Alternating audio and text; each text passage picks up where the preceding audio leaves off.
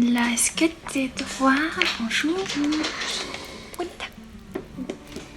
Citrouille et le cadrage bancal, c'est toute sa vie. Cette vidéo va me valoir du tapage sur les doigts, je le sais.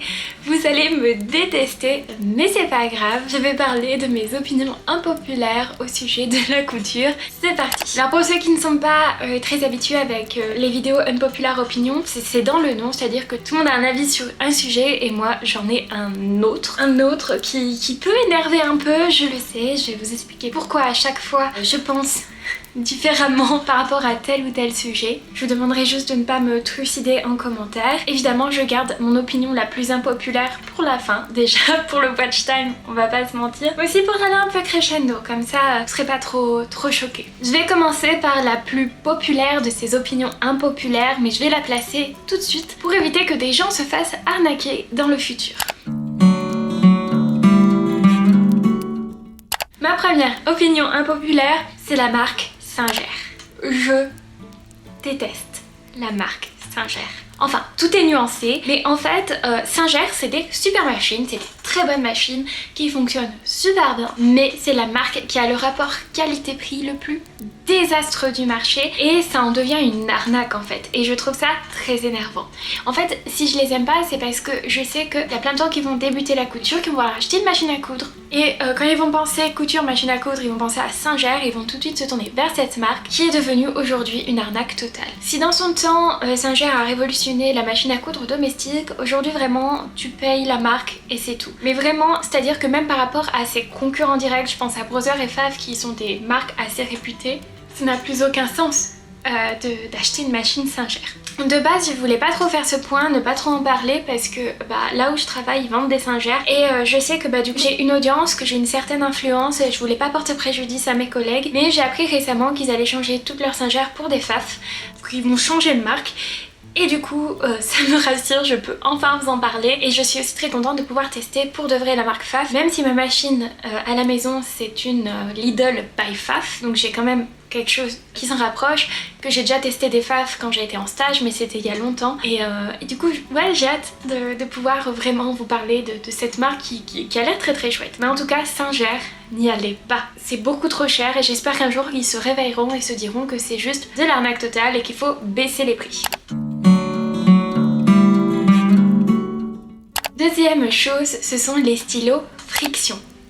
Alors, il y en a qui savent déjà de quoi je vais parler, pour ceux qui ne le savent pas, c'est très bien friction. C'est très bien quand ça fonctionne. Pour ceux qui ne savent pas ce que c'est, les stylos friction, c'est des stylos classiques pour écrire, etc. et qui ont une gomme pour les effacer. Et en fait, cette gomme, ça crée de la... Enfin, ça, quand tu frottes, ça fait de la chaleur. Et du coup, l'encre disparaît avec la chaleur. Donc, en couture, c'est trop bien. Tu mets ton fer à repasser, ça s'efface. Et il y a certaines couturières qui ne jurent que par ça, en mode « Ouais, le reste, ça sert à rien, friction, c'est le mieux et tout. » Non.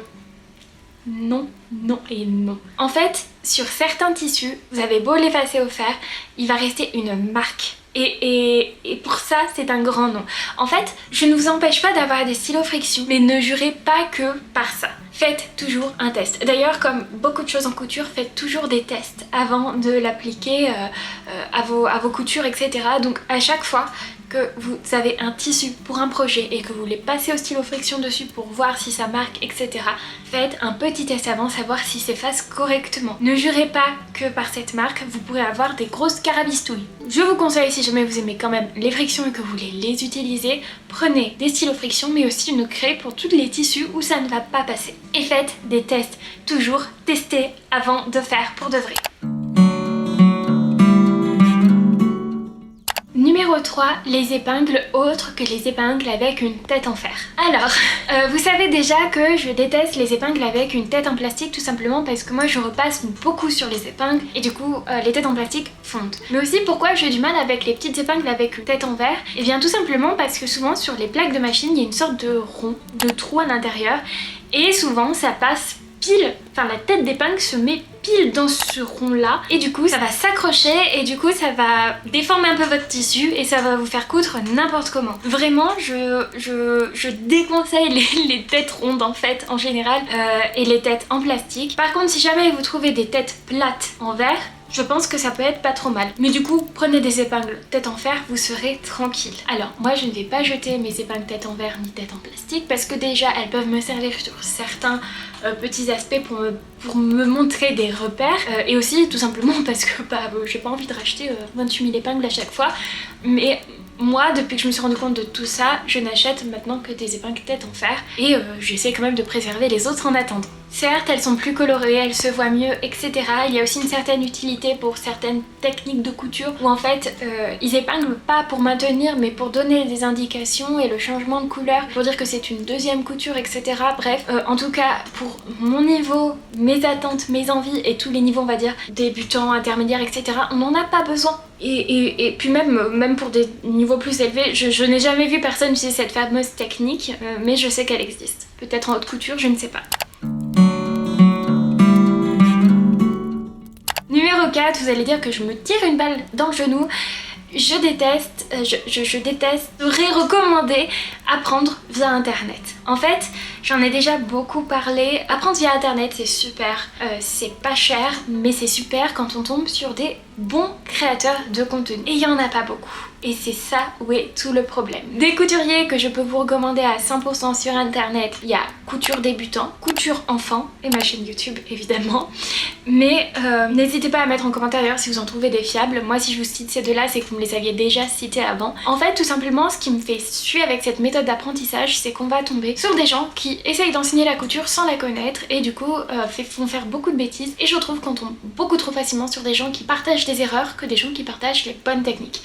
Et c'est énormément, c'est très frustrant. Donc si vous avez les moyens, tournez-vous toujours vers des cours de couture avec des professionnels en physique ou en ligne et évitez un petit peu les tutos internet, sauf vraiment avec des couturiers qui sont assez reconnus par les communautés. S'ils sont reconnus par les communautés, c'est pour de bonnes raisons, je vous assure.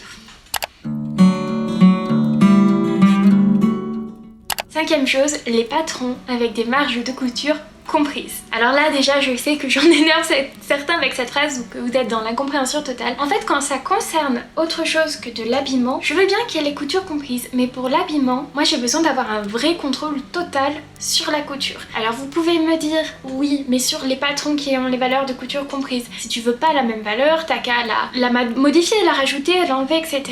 Oui, mais ça demande presque plus de travail. Moi j'aime vraiment pouvoir contrôler au millimètre tout ce que je fais. Et pareil, un autre défaut au fait d'avoir les valeurs de couture comprises dans les patrons, c'est que lorsque l'on doit découper du thermocollant, et bien c'est super relou parce que, je sais pas si vous savez, mais l'une des techniques, la technique la plus utilisée pour le thermocollant, c'est d'enlever les valeurs de couture lors de la découpe pour que lorsque vous l'appliquez, en fait, il soit pas dans les valeurs de couture plus tard quand vous cousez. C'est pas français ce que je dis.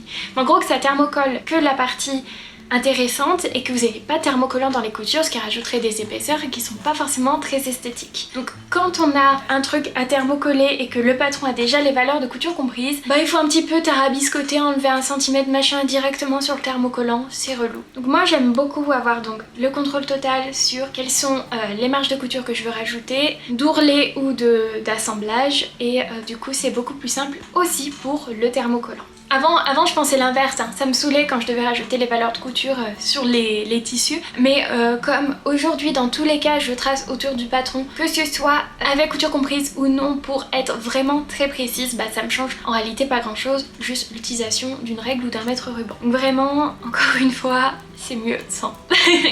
Allez, je passe maintenant à la dernière opinion impopulaire qui va certainement vous choquer parce que c'est vraiment quelque chose que tout le monde aime, sauf moi. Il s'agit des machines à coudre avec la canette à plat. Alors, je risque certainement d'avoir une machine à coudre pour Noël avec ce système de canette, c'est pas grave. Mais je préfère vraiment quand c'est à l'intérieur de la machine, donc avec le boîtier de canettes, etc. Alors, quels sont les avantages d'avoir les canettes à plat, comme ça, avec le petit truc en plastique transparent? Eh bien tout simplement, ça vous permet de voir facilement s'il vous reste beaucoup de fils de canettes ou non pour vous préparer pour un autre projet, plutôt que de devoir ouvrir le capot, etc., vérifier, remettre, enfiler, etc. D'accord. Super nouvelle. Mais bon, moi dans tous les cas j'attends que le fil de la canette soit fini et je le refais, enfin bref. Mais c'est vachement fragile en fait. Il y a toujours des problèmes avec la canette, que ce soit à plat ou à l'intérieur, on va souvent retrouver des soucis. Mais il y en a tellement plus avec la canette à plat. Je trouve qu'elle saute parfois, mais il n'y a aucun sens pour laquelle elle va faire n'importe quoi. Je trouve ça ridicule en fait. Je ne comprends pas pourquoi. Je trouve qu'en fait, c'est pas du tout une avancée de couture, c'est vraiment un recul en fait dans le niveau de la couture parce que ça rend la chose hyper fragile. La canette saute, on doit renfiler tout le temps, enfin tout le temps j'exagère. Il y a aussi un problème qui arrive des fois où ça va prendre plein de fils de la canette, on sait pas trop comment et va falloir tout enlever, tout découper, refaire la canette, enfin bref, je n'aime pas ça, je crois que vous l'avez compris. Voilà, c'était mes 6 opinions impopulaires sur la couture. N'hésitez pas à me dire si vous partagez au moins une de ces opinions impopulaires, si vous en avez vous-même. Vous avez le droit d'avoir des opinions impopulaires que moi j'apprécie ou que des choses que je déteste mais que vous aimez, parce que chacun a sa méthode de couture et c'est ça qui est beau dans la couture, c'est qu'il y a plein de façons de faire une seule chose et c'est la richesse de la couture finalement. C'est bien d'apprendre plein de méthodes, c'est génial. Bref, je vous laisse. N'hésitez pas à liker cette vidéo si elle vous a plu et à vous abonner si ce n'est pas déjà fait et que vous voulez voir plus de contenu couture et rétro. Si t'es arrivé à ce moment-là de la vidéo, mets l'emoji de, vous savez, la croix rouge là comme ça, pour dire genre comme no go, ne faites pas ça dans les commentaires, comme ça je saurai qui reste jusqu'à la fin de mes vidéos. J'adore quand vous mettez le petit emoji, ça me rend trop heureuse, voilà. Sur ce, je vous laisse, je vous fais d'énormes bisous et je vous dis à la semaine prochaine pour une prochaine vidéo. Bisous!